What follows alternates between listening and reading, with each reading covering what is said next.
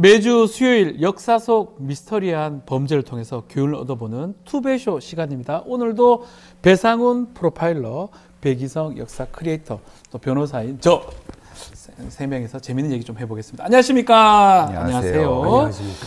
자, 검사 시절에 여성 적개거 있는 그 술집에서 단속 경찰하고 시비도 벌이고 또 검찰 나와서는 장관한테 할복하라고 이제 일본도도 건네고 누굴까요? 네, 아주 뭐 대단하신 분인데 인권 보호를 위해서 중요한 기구 국가인권위원회 김용원 상임위원 이 사람 이야기입니다.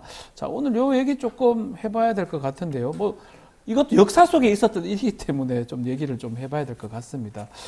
자, 인권위원회 위원을 이런 사람 써도 되느냐 이런 논란들은 계속 있는 것 같은데 일단은 저희가 하나씩 좀 짚어봐야 될 것 같은데 이 사람이 형제복지원 수사검사라고 알려져 있는데 좀 소개 좀 해주시겠습니까? 깜짝 놀랐습니다. 네네. 김용원이라는 사람이 국가인권위원회에 가 있다고 하길래 예. 그렇습니까? 왜 여기 가 있는지 여기 왜 가 깜짝 놀랐습니다. 예. 와, 이런 사람이 어떻게 이 국가인권회의 상임위원인지 저는 기가 찰 노릇인데요. 네. 어쨌든 뭐 그거는 뭐 알아서 하고 이제 갑자기 형제복지원이 등장하게 된 이유는 네.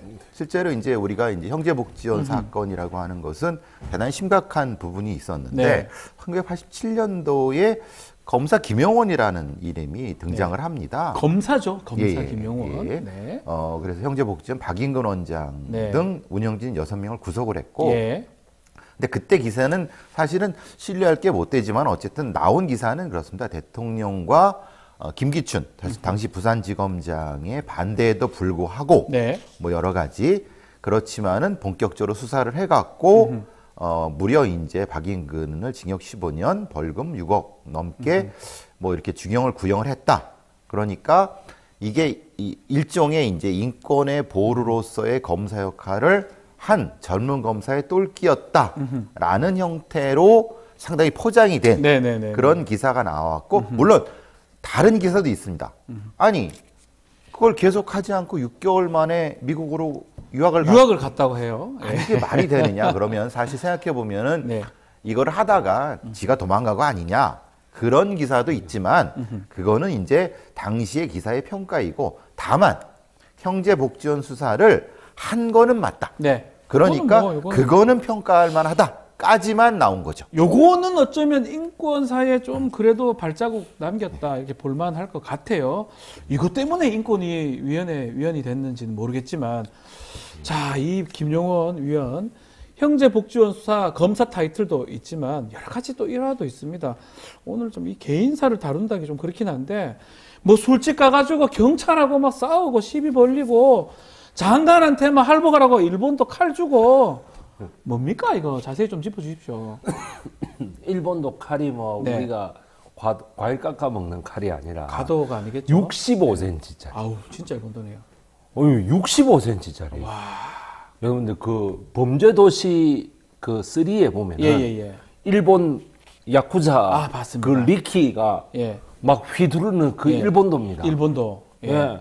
그거를 그 장관한테 우편으로 보냈다. 네. 야. 와, 그걸 어떻게 보냅니까? 네. 뭐 칼집에 담아서 보냈나요? 아니면 빼서 보냈나요? 나는 그거는 정말 제가 장관일 것 같으면 네네네. 이건 진짜 그 인권위원회 제 속감입니다. 겁이 나겠죠. 예.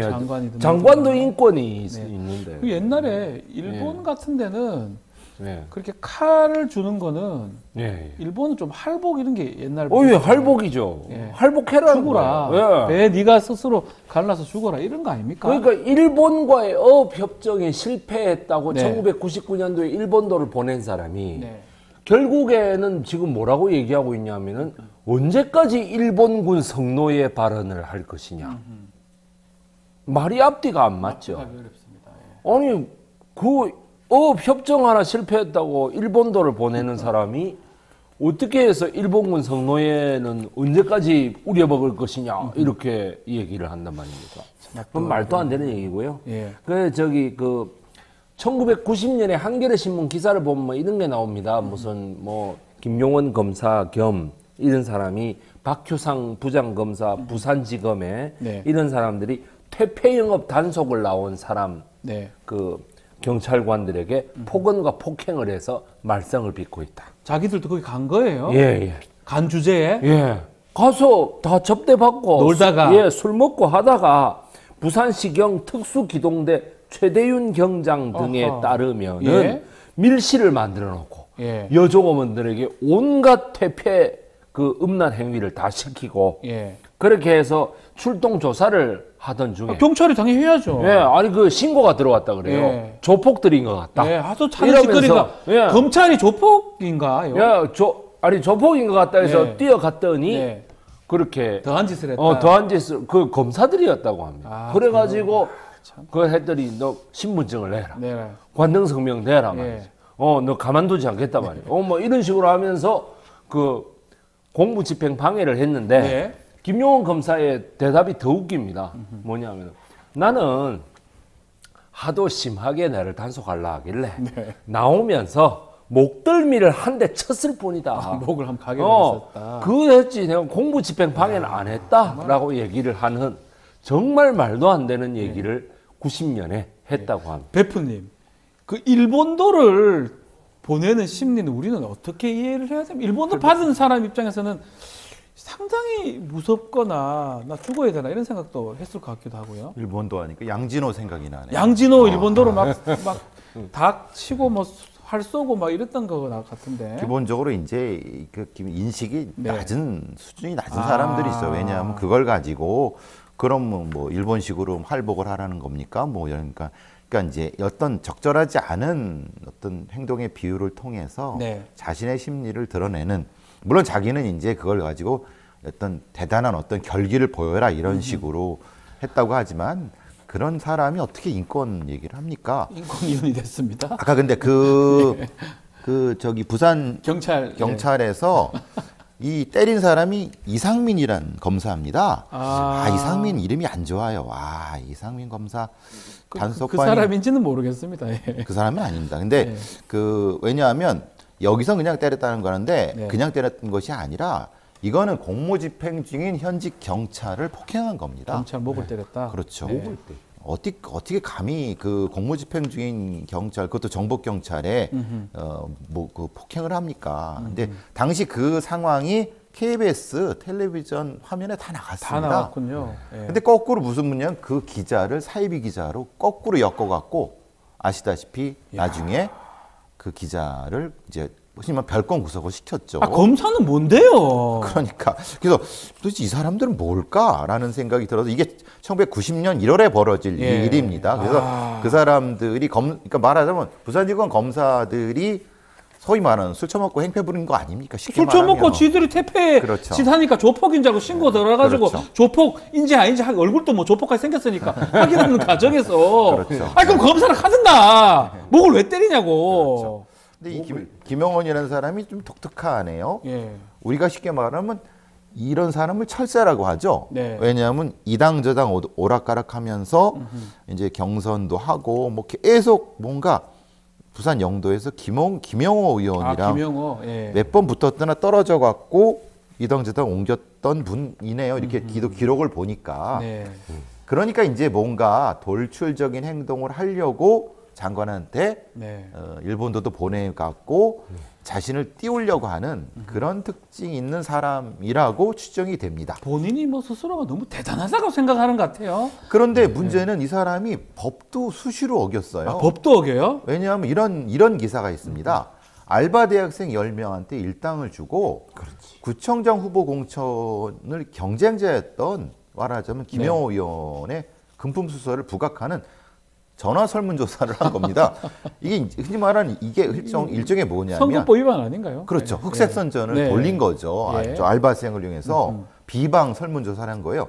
실제로 이제 그것 때문에 현대리서치연구소라는 여론조사 기관으로부터 네. 고소까지 당합니다. 아하. 그러니까 이 현대리서치연구소라는 이름을 일종의 사칭을 한 거 아닙니까?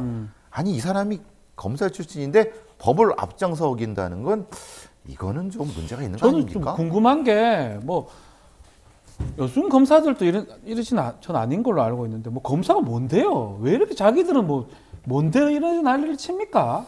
검사 출신이 0.73%로 대통령이 됐을 때부터 아, 그건 한참 뒤긴 뭐 하지만. 예, 네. 그 됐을 때부터 저는 이런 사람들이 네. 많은 요직을 차지할 것이다라고 예상을 했습니다. 아, 한 명 한 명 나올 때마다 어떻게 이런 사람들을 골라도 이렇게 올라가지고 전혀 맞지 않는 곳에다가 대표 경력 하나, 형제복지원 수사, 그 경력 하나를 딱 내세워가지고 그 인권위원회에다가 말 그대로 갖다 박았습니다, 그냥. 그게 하다 예. 못해서 이런 얘기다. 석탄공사나 이런 데 갔으면 이해를 한다. 네. 석탄공사 감사도 지금 검사 출신이니까. 아. 석유공사나. 아, 예. 인권위원회 예산 보내 못하나 이런 얘기 있긴 하더라고요. 아니 뭐 대통령 그런 생각이 없겠죠. 네. 여기 지금 보면은 지난해 2월에 인권위 후보 추천위원회를 거쳐서 대통령이 최종 임명했다 그러거든요. 예. 그 인권위원회에는 국회 추천 4명, 대통령이 3명, 대법원장이 3명입니다. 예. 그러면 대통령이 3명 하는데 이 사람이 그 몫에 들어갔다는 들어간 거죠. 거죠. 그러니까는 대통령이 인사 책임을 져야 되는 거예요. 네. 이런 일이 벌어졌으면은. 예. 그런데도 불구하고 대통령은 지금 뭐 카자흐스탄 가가지고 갔다 왔어요. 뭐 이제 예, 뭐 예. 돌아오는 예. 이런 상황이다. 아니 그러면은 뭐 도대체 이런 사람이 인사 실패는 누가 책임지느냐? 네. 결국 참 그 기레기 쓴다 그러고 말이죠. 대법원에서 기레기라고 하는 것은 모욕죄가 아니다라는 평가를 받았다. 그러면 기자를 보고 기레기라고 하면 되는 겁니까? 지금 여기도 뉴스토마토라고 하는 언론사에서 있는데 네. 그러면 대법원에서 모욕죄가 아니면 제가 여기 기자를 보고 여기 기레기 이래도 되는 거예요. 저기 있네. 그 말이 몇 뭐 명 제가 있으세요? 그 손가락으로 가르치지도 못합니다 지금. 아니 그거는 말도 안 되는 거지. 네. 아니 그런데 어떻게 인권위원이라는 사람이 이렇게 인권 의식이 박약할 수가 있습니까? 어떻게 봐야 됩니까? 이렇게 임명을 하는 것도 조금 고려를 해서 굳이 그 검사 뭐 임명하는 거 우리가 막을 방법은 없지만 검사가 뭔데 이렇게 이런 자리까지 와가지고 칼 같은 거 할복시키는 사람을 시키는 게 이게 말이 됩니까? 글쎄 이제 말하자면 뭐 사실 우리나라의 검사의 역사라고 하면은 사실 네. 일제 시대부터 시작이 됐겠죠. 네. 당연히 1912년 조선 민사령 형사령으로부터 시작돼서 대체적 식민지 기간 동안은 뭐 일본인들이 네. 주로 검사를 했지만 아주 소수지만은 한국인 검사도 있었다고 합니다. 네.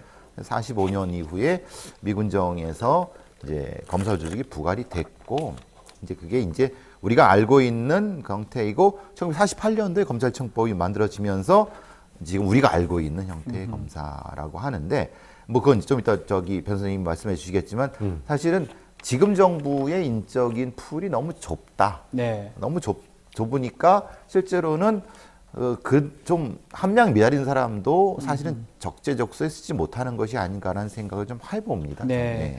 인사 풀도 적지만 저는 개인적으로 그냥 검사하면 다 그냥 보내는 것 같아요. 뭘 하나 찾아가지고 아마 형제복지원 그 사건 때문에 이제 김용원 이 사람을 상임위원으로 지금 둔 것 같은데 글쎄요 납득하기가 어렵고 조금만 찾아봐도 TV만 봐도 알 수 있는 인권위원회가 유흥업소 가가지고 경찰하고 싸우고 칼 보내고 이게 말이 됩니까 이게? 근데 이제 김영원이라는 사람은 그거를 자신이 유리한 형태로 해석을 했습니다. 어떻게 해석됩니까? 일종의 함정 수사에 당했다라는 식으로 나중에 그 함정석 하기 전에 자기가 퇴폐업소 간 거잖아요. 그러니까 그거를 이제 소위 말하는 포장하기 위해서 그래서 이제 말하자면 KBS 기자를 사이비 기자로 지금 말하는 일종의 기자와 경찰이 이 함정을 파놓고 검사들을 이렇게 해갖고 한 거에 당했다라고 나중에는 이제 어차피 그 팩트는 있으니까 네. 어떤 선거에 나오고 계속 그럴 때 그렇게 계속 얘기를 했나 봅니다. 그래서 이제 문제가 더 되는 거죠. 네. 솔직히 인정하는 것도 아니고 그러면 이제 본인의 행동에 대해서는 지속적으로 계속 뭐 이런 잘못된 네. 평가를 스스로 포장하는 형태가 어떻게 이런 사람이 인권이 되느냐 납득하기 거죠. 어려워요. 그 지금 검찰 우리 역사를 조금 말씀을 주셨습니다만은 검찰 조직에 대해서 우리가 좀 이해할 필요가 있을 것 같아요. 네. 이 일제 시대 때도 시작도 됐다고 하지만 네. 뭐 지금 권위주의 정부 지나면서 군사 정부 있을 때 그때는 뭐 힘도 못 쓰다가 네. 하나씩 자기 권한 아니면 그런 것들을 좀 찾아간다는 느낌도 들고 좀 소개 좀 해주십시오. 네, 이 검사의 역사라고 하는 거는 네. 대한제국이 들어서기 직전에 아하. 이 근대 사법제도라는 거를 예. 조선 왕조에다가 일본이 갖다 심으면서 아하. 시작됩니다. 예. 우리 조선 법학원이라고 하는 것 출신의 제1호 검사는 이준 검사입니다. 아, 이준 열사잖아요. 예, 그죠? 그 헤이그에 갔던 그런 분이 있어요? 예, 예, 이준 검사가 검사의 이론은 괜찮네요. 아니 그런데 예. 실제로 검사 역할을 한 1호 검사는 네. 우리나라 최초의 근대적 재판이 최시영 재판입니다. 예. 해월 최시영이 사형을 받은 재판인데 거기에서의 검사 역할은 뭐 고종실록에는 뭐라 나오지만 네. 그 두 명은 그냥 갖다 놓은 사람이고요. 네. 실제로 해월 최시영을 체포해 가지고 사형을 구형한 사람은 이완용입니다. 이완용도 검사였어요? 이완용이 검사 역할을 한 거죠. 전라북도 관찰사의 역할을 하면서 예. 검사 역할을 한 겁니다. 아하. 그러니까는 저보고 사람들이 뭐 니 한자 읽을 줄 모르나 뭐 이러면서 막 얘기를 했는데 아닙니다. 그 이완용이 제1호 검사입니다. 이완용. 그러니까는 법학원 출신의 1호 검사는 누구냐? 이준 검사인 네. 거죠. 그런데 이준 검사의 여러 가지 치적은 헤이그 헤이그에서 이준 검사가 죽으면서 열사가 되죠. 그야말로 없어집니다. 그 나라를 위한 충적이나 이런 건 없어지고 바로 대한제국이 들어서면서 뭐냐면 대한제국의 입장, 말 그대로 그 조선 통감부의 입장을 그대로 국민들에게 전달하는 역할. 네. 그리고 5년 뒤에는 바로 조선 총독부의 역할, 그 감정을 그대로 국민들에게 전달하는 역할을 하는 것이죠. 예. 따라서 우리나라의 독립운동 하시는 분들이 다 사법제도에 잡혀 들어오면은 그 검사라는 사람들은 전부 다 앉아가지고 네. 우리 식민지 근대화론을 다 설파하는데 그 주력을 했던 거예요. 예. 따라서 이 사람들이 45년 이후에도 검찰청법이 48년도에 정부가 들어서고 만들어지는데도 하면은 대부분이 다 단순한 법리, 반민특위 때에도 이인 검사, 네. 조재천 검사 이런 사람들이 전부 다 뭐라 그러냐면은 이거는 불소급의 원칙에 어긋난다. 왜 그 49년도에 30몇 년도 사건을 하느냐. 가져오느냐. 이런 식으로 정말 말도 안 되는 단순한 원리를 가지고 거대한 민족 감정을 거스르는 짓을 많이 합니다. 일제에 예. 부역한 사람을 처벌하는 반민특위 때 또 검사들이 그런 짓을 예. 했군요. 그렇게 하기 때문에 예. 이 검사라는 직책은 뭐냐면은 항상 검사 동일체로서 네. 한 명이 만약에 좀 튀는 행동을 한다 그러면 그걸 찍어 눌러야 되는 것이죠. 예. 찍어 누르고 어떻게 되냐면 공통된 하나의 입장. 그거는 뭐냐면 반공주의에 입각한 국가주의를 설파하는 수밖에 없다. 네. 그렇게 되면은 뭐냐면은 우리가 알고 있는 도산 안창호라든지 백번 김구 선생 이런 사람들은 전부 다 뭐냐면은 테러리스트라든지 이런 식으로 격화될 수밖에 없는 거예요. 예. 따라서 지금 많은 검사님들이 네. 그 양심을 지키려고 하고 있습니다만 고작 우리가 그 검사라는데 2,000명이라 그러지 않습니까? 네, 2,000명 됩니다. 2,000명 정도 되는 검사 집단 하나를 지금 우리 민주 세력들이 어떻게 못하고 있어요. 왜냐하면 수사권과 기소권은 전부 다 틀어지고 있기 때문에. 가령 이런 겁니다. 제가 만약에 어디 가서 막 이런 얘기를 합니다. 네. 그러면은 검사 하나가 딱 보고 있다가 야, 쟤 좀 털어봐. 그러면은 압수수색이 바로 들어가고 아하. 제가 아주 불이익을 당하게 되는 예. 것이죠. 구속도 될 따라서 수도 있고. 뭐냐면 알아서 조심하게 되는 거예요. 예. 그럼 검사님들은 그거를 대부분 다 악용하지는 않겠지만 개중에 특수부 검사라든가 이런 사람들은 악용하는 사람도 있는 것이죠. 바로 거기에서 이 검사의 이런 폐단들이 나오게 되는 것입니다. 내가 검사인데 그 예. 영화 보면 막 대한민국 검사가 어쩌고 저쩌고 이런 거 많잖아요. 예. 이런 그렇죠. 게 이때부터 좀 생겼던 것 같아요. 그래서 이제 가장 큰 문제가 지금 나와 있는 네. 부분은 헌법에 있는 검사 조항이 가장 큰 문제라고 얘기를 하고 있지 예. 않습니까? 사실은 영장 청구권이 그 검사의 헌법에 들어갈 이유가 뭐느냐? 실제로 이제 그 영장 청구권이 헌법에 들어가 있기 때문에 그 이 행정부의 한 일원을 한 공무원을 헌법의 특별한 어떤 조항으로 영장 청구가 그러니까 주는 이유가 뭘까시라는 독특한 한국 헌법의 문제. 그래서 이제 사실 아시다시피 이제 뭐 미국이나 이런 데는 영장 청구 자체가 중요한 거예요. 영장을 발부하는 판사 그렇죠. 중심인 판사가 거죠. 중요하죠. 예. 근데 우리는 근데 거꾸로 된 거죠. 국가를 구성하고 있는 하나의 행정 공무원인 검사가 영장 청구를 좌지우지하면서 말씀하신 대로 기본적으로 국가주의 사법 시스템이 유지가 되는데 결정적인 역할을 했었고 실제로 군사 독재가 될 때까지는 검찰은 그냥 역할을 못 하다가 네, 힘을 못 쓰다가 문민화되는 과정에서 네. 실제로 이제 검사가 일종의 강한 엘리트 집단이 되는 과정을 지금 우리는 겪고 있는 네. 거죠. 그거를 극복하지 못하는 상태가 아마 지금이 아닐까. 왜냐하면 아까 선생님 말씀하신 것처럼 가장 문제가 자백 중심, 네. 별건 중심 예. 이런 건이죠. 사실 지금 야당 대표도 그런 불만을 많이 가지고 계신 것 같아요. 왜냐하면 껌껌이 막 시비를 거는데 이게 사실 너무 문제 아니냐. 물론 네. 그건 따져봐야 되지만은 그래서 어쨌든 차제 이런 형태의 검찰에 대한 부분은 정리가 돼야 되는 것이 아니냐라는 생각이 들죠. 이게 한 사례로 뭐 전체 검찰 집단 일반화할 수는 없지만 최근에 이성윤 검사 출신 국회의원이 질의했던 겁니다. 이른바 죄송합니다. 대변 사건이에요. 대변 사건입니다. 기가 막힌 사건이죠. 여기 똥칠하는 사건. 예, 아침에 좀 이런 얘기가 좀 그렇긴 한데 이거 어떻게 보십니까? 똥 사건. 이게 이제 말하자면 네. 이런 겁니다. 네. 예를 들면은 이성윤 의원에 의하면은 네. 검사장, 차장, 부장 30명의 간부들이 늦은 시간에 회식을 했는데 회식을 그 안에서 했어요. 안에서 했고 식당에서. 뭐 폭탄주를 해서 완전히 그 다 만취 상태인데 네. 문제는 부장 검사가 수사관을 폭행을 했다는 거예요. 뭐 때립니까? 차장 검사는 또 그 부장 검사를 때렸고 네. 근데 그 과정에서 그 과정에서 이제 말하자면 배를 때리고 막 그러니까 화가 났나요? 그게 똥을 싼 거죠 아, 거기서. 그 화가나가 똥 쌌습니까? 아니 맞아갖고 똥이 싼 거, 맞아요. 똥 흐린 거죠. 쉽게 말하면은 한번 맞아도 똥이 나와요. 예. 맞으면 똥이 나옵니다. 아, 그러니까 말하자면 그거 자체를 이제 말하자면 거기에 뭐 이런 게 있었던 거죠. 네. 남자 화장실 세면대 벽면에 네네. 이게 무슨 이게 뭐 하는 짓입니까 이게. 네.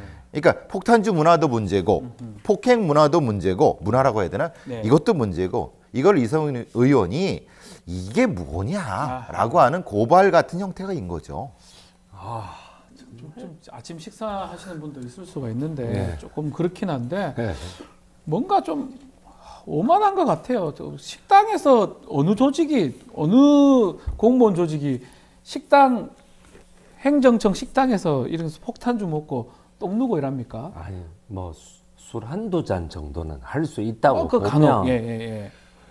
렌타이 고량주 같은 거는 네. 먹어서는 안 되는 거죠. 그 식당에서는. 중국집 가서 먹으면 되잖아요. 네. 아니 업소에 가서 예 드시는 게 좋겠고요. 유흥업소 가라는 게 아니고 아니 더군다나 그게 어떻게 거기에다가 그런 그 응가 짓을 할 수가 있습니까? 그게 말이 됩니까? 네. 그리고 저기 그 기념품 허리띠를 수건거리에다가 그렇게 걸어놓으면 그 냄새가 얼마나 났겠어요. 그게. 정말? 그러니까 제가 뭐 이름을 들어서 그렇습니다만은 아니 뭐 언론에 다 나온 거니까 서영교 의원이 그게 박모 검사라고 실명을 다 깠지 않습니까? 예. 그 유튜브에 실명이 까진 검사는 네. 지금 제가 막 박모 검사라고 한다고 해서 그 사람이 모를 리도 없고 네.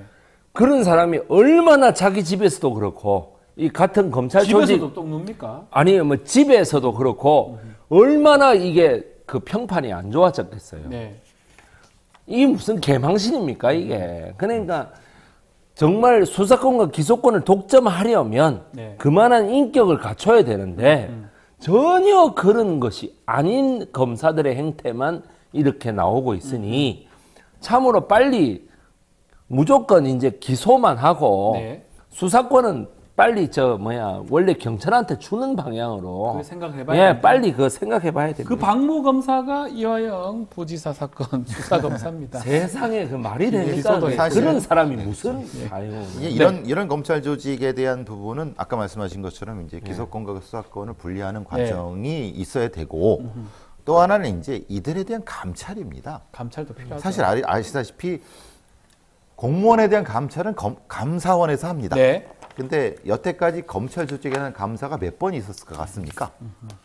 한 번도 없었거나 한 번 있었습니다. 예. 한 번 해다가 말았습니다. 아, 역사상. 역사상. 왜냐? 하다가 감사원이 무서워갖고 못한 거죠. 쉽게 말하면은. 검찰이 무서워. 그러니까 이제 왜 미국의 의회에서는 회계감사를 직접적으로 국회에 두느냐 하면은 회계감사를 거기서 의무적으로 해야지만이 강력한 어떤 수사 조직이나 검찰 조직이 통제가 된다라고 하는 거예요. 네. 우리도 역시 영수증 공개하라. 검찰 쓴 영수증 다 공개하라. 누구? 특활비 영수증. 특활비든 뭐든 이렇게 술 드신 것도 자기 돈을 안 드신 거잖아. 이거 다. 그렇죠. 그렇죠. 뭐. 그러면 영수증을 당연히 국회 회계감사국에 공개를 해서 명명백백히 하면은 적어도 이런 짓은 못할 거 아니냐. 네. 그러니까 두 가지 방향으로 가야 된다는 거죠. 기소권 권한, 수사권 권한 분리와 회계감사의 권한을 같은 행정부인 감사원이 아니라 국회로 옮기는 것. 국회로. 이게 제도적으로는 크게 필요한 것이 아닐까. 지금은 우리는 기소권, 수사권 분리만 생각하고 있지만 오히려 그것보다 더 중요한 것은 회계감사의 권한을 국회로 올리는 것이 훨씬 더 높은 것이 아니냐. 왜냐하면 같은 행정부에 있으니까 서로 봐주잖아요. 지금 정리를 해보면 검사가 자체가 사람이 무서운 건 아니에요. 지금 보면 그런 어떤 법적인 권리, 그렇죠. 권한 이거를 자기 마음대로 이용하고 자기 안 되면서 또 누구 하나 통제를 못하는 그렇죠. 거잖아요. 뭐 회계 감사도 못하고 감찰도 못하니까 지 마음대로 하다 보니까 똥 누고 이런 짓을 하는 것 같아요. 예, 안 그러면 하겠습니까? 누가 이렇게 이런 짓을 합니까? 세상에. 아침에 너무 죄송합니다. 너무 죄송합니다. 벽에 똥칠.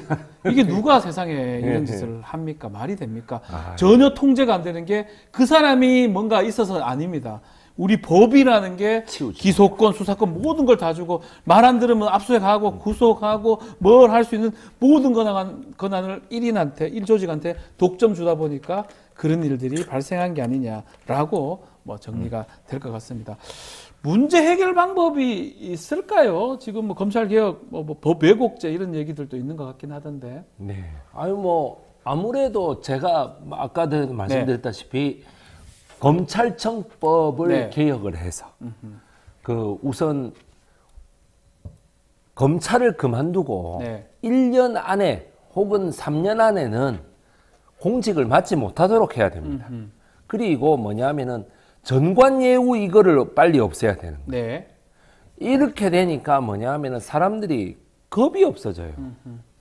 그리고 검찰이라고 하는 조직, 그리고 대법원이라고 하는 이런 그 사법고시를 패스한 조직들 있지 않습니까? 이 조직들에 대하여 국회 입법부가 직접적으로 이렇게 제어하는 거를 좀 강구해 봐야 될 것 통제를 같습니다. 좀 해야 된다. 예. 이게 국민에 의해서 선출된 300명의 권력에 의해서 혹은 시의원들이나 혹은 구의원들이나 이런 사람들에 의해서 뭐냐 하면은 그런 그 시험 권력들이 네. 좀 통제받는 어떤 그런 그 장치들이 잘 마련돼야 될 것 같다. 저는 네. 기본적으로 대표님. 조국혁신당의 기소청에 상당히 동의를 하는 네. 입장이고요.